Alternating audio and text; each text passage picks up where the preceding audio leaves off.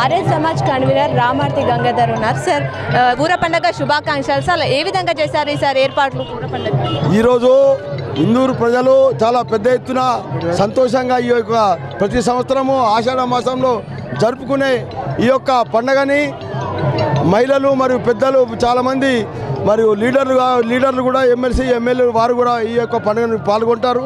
మరియు నిజామాబాద్లో 46 కుల సంఘ అధ్యక్షులు కార్యదర్శులు మరియు అందరూ ఈ యొక్క పండుగని ఉత్సాహంగా జరుపుకుంటారు.